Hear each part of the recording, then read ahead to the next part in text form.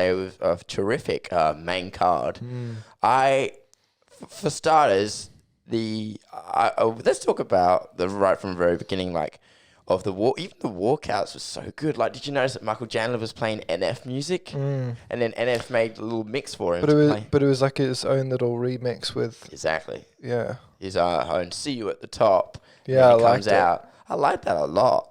And then like Oliveira comes out, and everyone's literally standing on their feet. And then from the moment the first bell goes, those two just charge at each other. And then like straight away Oliveira goes right for that leg kick, and then Chandler goes down like, oh shit.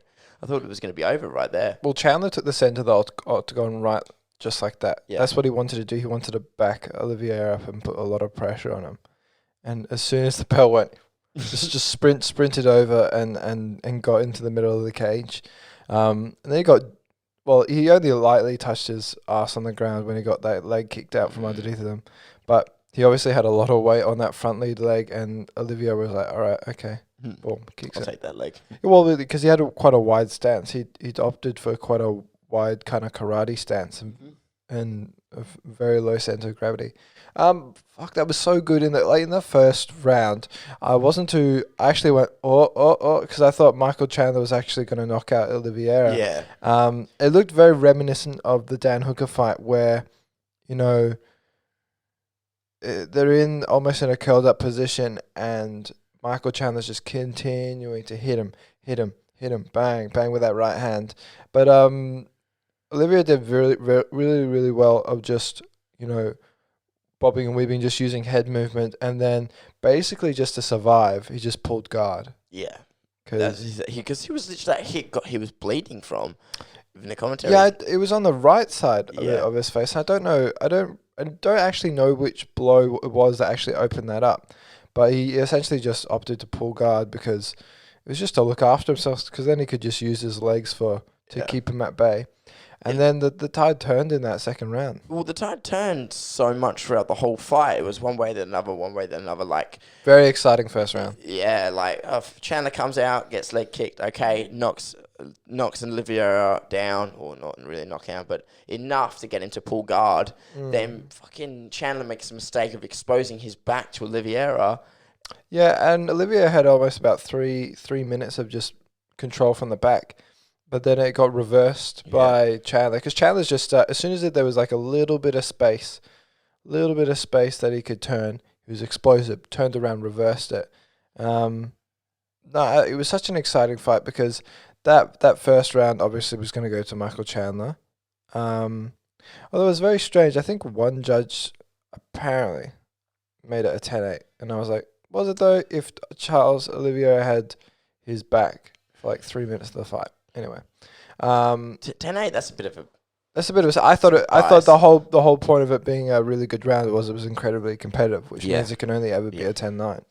But with the second round, damn, it just changed so quickly. Olivier just caught him and just put him away. Hook. He's got very crisp shooter box technique. It's very crisp. And you always tell that the commentators appreciate it because they're always going. It's always very crisp. There's never any he doesn't really force shots. Yeah. And it's always very efficient. Everything's got to be where it is. It's nothing's out of place. He's being efficient with his movement.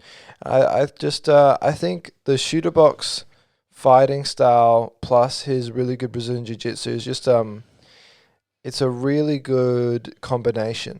And I think I don't know how this goes. I mean, I'm really happy for him because apparently when he was young, he was told he had really bad arthritis in his legs, and apparently he was told walking and doing sports probably wasn't going to be a major option, right? And here he is now, the UFC lightweight champion of the world, which is arguably the most stacked weight division ever in the UFC. Yeah. Well, 7 of the previous champions are in the top 6 of the lightweight division. And if Khabib was still around, 7 of 7. That's why. And I just wasn't expecting that second round again is deadly. We talked about how deadly that sword is going down. Prior to the fight, you predicted Michael Chandler would win by second round KO because you said there's something about that second round. Yeah. And I think that's true. I think that first round, although they can be really competitive, they're like almost downloading little bits of information. Then they do a major switch up in their game plan, and then that second round is deadly because it's like they've gotten comfortable, they've gotten used to their opponent. And then they start to pour it on a little bit more because there's not really the strategy of taking a bit easy in that first round to make sure you don't gas in those third and fourth and fifth. Yeah. And that second round, that's when they can go up a gear and put and start timing their shots a little bit more and put a little more power into those shots.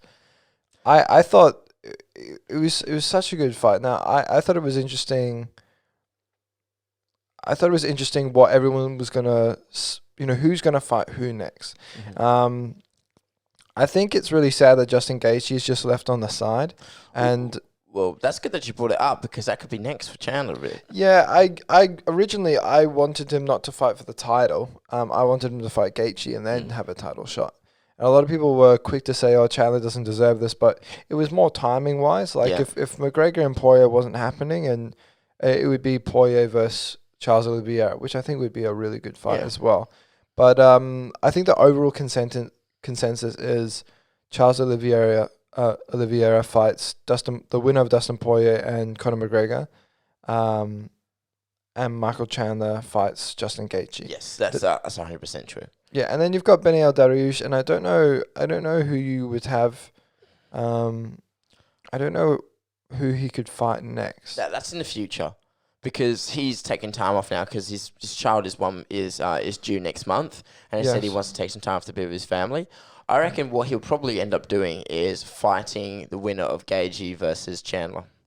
But the thing is, the question I've got to ask right now is, well, there's two questions. One, do you think Ariel Helwani cursed Chandler? Because there's this thing right now going around called the Ariel Helwani curse. Oh, but there's the Chael Sonnen curse as well. The Chael Sonnen curse is actually my favourite as well. But Ariel Helwani, every time he does an interview with one of the fighters this year so far, as part of like a lead up to the UFC, they've lost. He did it to Adesanya, he did it to McGregor, he did it to Stipe, he did it to Marcel, and now he's done it to But the thing is, he interviews like everyone. Yeah. He interviews everyone. He can interview like but Kamaru that Usman. style that he does it, where it's like in the chair, like we're doing now on a TV screen. I get what you mean, but everyone is quick to say like that. I mean, I don't think the Ariel Helwani curse is real, but I really think the Chael Sonnen curse is real because he picked Tony Ferguson to win. Yeah, well, there's and he lost. There's three curses four curses that I know now. There's the second round curse. There's the Chael Sonnen curse, the Ariel Helwani curse, and there's that Versace. The Versace robe? Yeah. I mean, that's not good because Tyson Fury was wearing that robe and so is Billy Joe Saunders.